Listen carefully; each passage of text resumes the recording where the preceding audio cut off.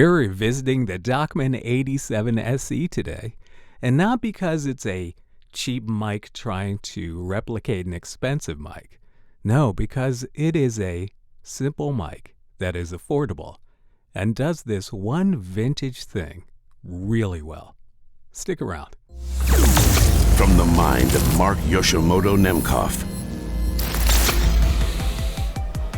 Don't let Sibilance gremlins ruin your audition. SIBILANCE KILLBOX. Available now for OS X.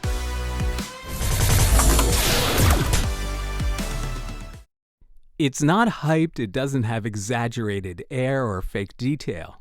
It has density, it has mid-range authority, it has a smooth top end that doesn't feel like it's going to stab you in the forehead.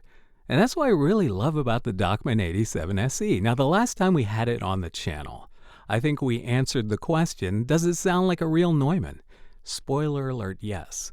And so I think that while that's a great baseline for you to really kind of understand where the mic is coming from sonically, the most important question is, what can this mic do for you?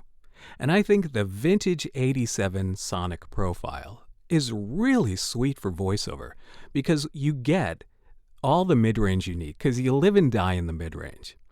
But what you don't want, and what some 87 clones have, is more low-end thickness, more transformer squish.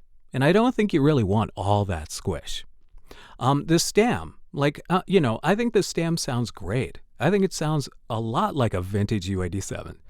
But really, I think it has a low end that is probably more conducive for music than voiceover because you want something that has density, that has authority, but doesn't really kind of, it doesn't, squish up your voice too much down there.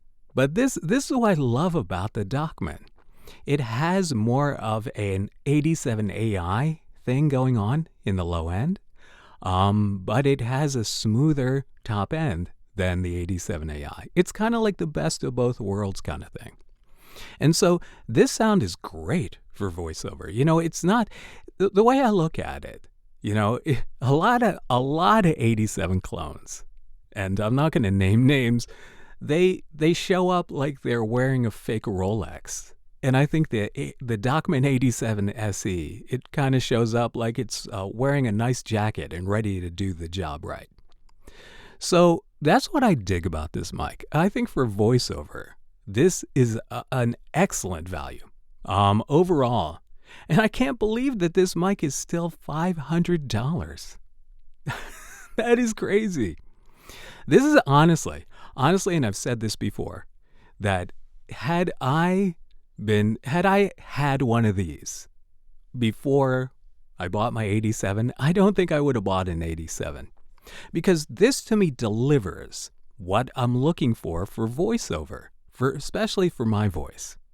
So I think that overall, I'm a huge fan of the Dachman 87SE.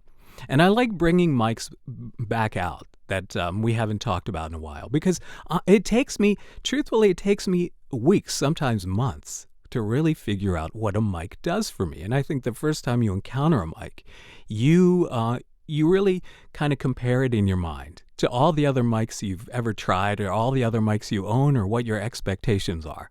And once that kind of wears off, you really get to drill down on what the mic really does for you. And what this does for me is it gives me a sound that does not need much or any manipulation at all, right? You're hearing it totally raw. It's just going right into the interface. So I think that the Dachman 87SE, it sounds very 87, vintage 87-like. And it's just a really great sound on my voice. But what do you think? Do you dig this sound? Would you, really, if you're looking for an 87, for voiceover, I don't know if I would really recommend dropping $4,000, or if you have $25,000 to buy a used one. I honestly think that the Dachman 87SE is an incredible consideration for an 87 style mic. And I think those of you who have picked one up would probably back me up on this. So let me know in the comments, do you have an 87SE and how much do you dig it? I want to know. All right. And if you want, you know what? Again, these are like $500, and I think that on the Dachman website, I think if you sign up for the mailing list or something like that, you get a coupon. So it's less than $500 for probably the best 87 clone, under $500. One of the best 87 clones out there, period. I think that's a ridiculous steal. But hey, what do I know? All right, leave a comment. And until next time, this is Mark Yoshimoto Nemkov, fading to black.